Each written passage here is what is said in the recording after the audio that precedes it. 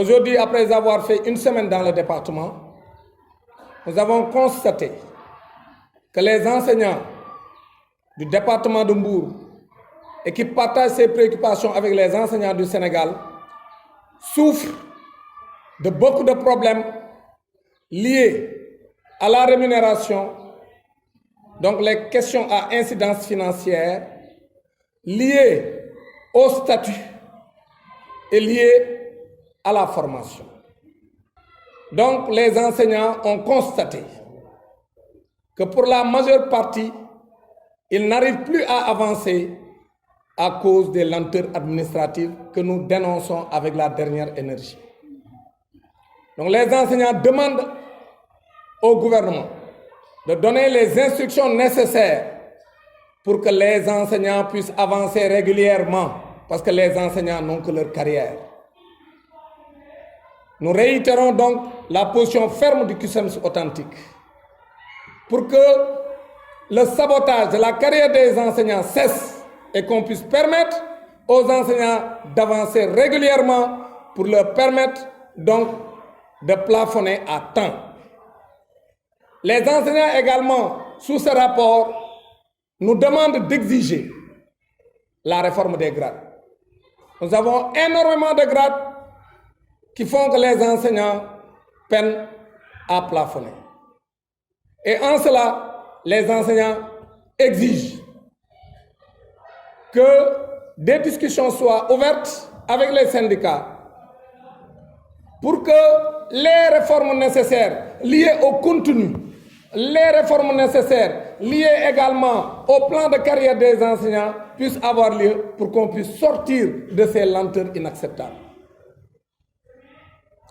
Les enseignants veulent également que le débat de la retraite soit posé sur la table et que nous puissions nous entendre avec le gouvernement pour qu'on puisse avoir quand même des engagements du gouvernement sur les réformes liées à la retraite, notamment l'âge de la retraite optionnelle et la réforme ou la fusion de la Caisse de sécurité sociale, de l'IPRES et du Fonds national de retraite pour en faire une entité autonome capable de faire des placements au niveau de la bourse.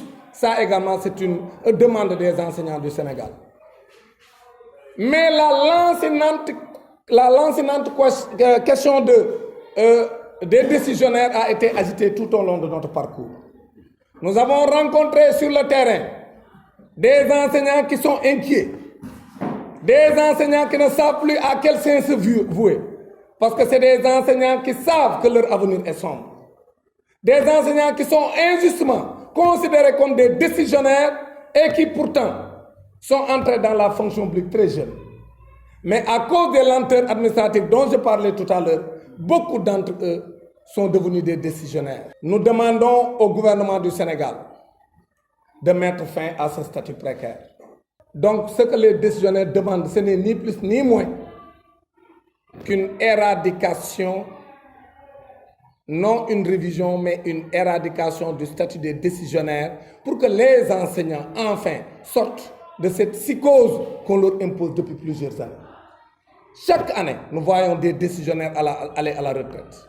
Certains vont à la retraite avec des salaires de 480 000.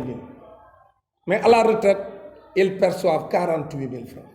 Le deuxième point que je vais aborder est un point douloureux. Un enseignant du nom de Mansour Cissé, qui sert ici à Mbour, a été arrêté depuis le 8 janvier. Qu'est-ce qu'on reproche à Mansour Cissé? On lui reproche d'avoir incité les populations de Mbour à sonkoriser le concert du 31 décembre organisé par le maire Cheikh Issa Sall. Nous considérons que cette accusation est trop légère. Cette accusation tirée par les cheveux. Mais que vaut une plainte d'un maire pour qu'on aille dans un établissement, menotter un enseignant devant ses élèves pour le mettre en prison de façon arbitraire? Nous ne sommes pas prêts à l'accepter. M. Mansour Cissé ne va pas rester en prison parce qu'il n'a rien fait. Il n'a commis aucun délit. Si des populations sonkorisent une manifestation, mais la sonkorisation n'est pas un délit, c'est une forme d'expression. Et qui a authentifié que c'est Mansour qui leur a demandé de le faire? Est-ce que Mansour Cissé a un pouvoir pour exiger à la population de Mbour de sonkoriser une manifestation? L'accusation est trop légère, c'est une accusation tirée par les cheveux. Aujourd'hui, Mansour est en train de croupir en prison. Tout simplement parce que le maire Cheikh Issa Sall le veut. Parce que le maire Issa Sall est protégé par un système. Ça, nous ne l'accepterons pas. Donc, ce que nous demandons, c'est qu'on comprenne que les enseignants ne doivent pas être comme des moutons de Panurge, qu'on amène à l'abattoir et qu'on égorge quand on veut. Les enseignants sont des responsables, ce sont ces gens-là qui ont la lourde et exaltante mission de former les Sénégalaises et les Sénégalais capables de porter le développement de notre pays. Donc nous n'accepterons pas et nous n'accepterons plus que des gendarmes ou des policiers viennent dans nos écoles, devant les élèves, menotter des enseignants et aller les mettre en prison. Il faut que ça cesse et nous ne l'accepterons plus. Et si Mansour n'est pas libéré, le Cusems authentique décrète le boycott des compositions. Nous demandons à tous les enseignants du département de Mbour de suivre massivement le mot d'ordre lancé par le Cusems authentique et ses alliés.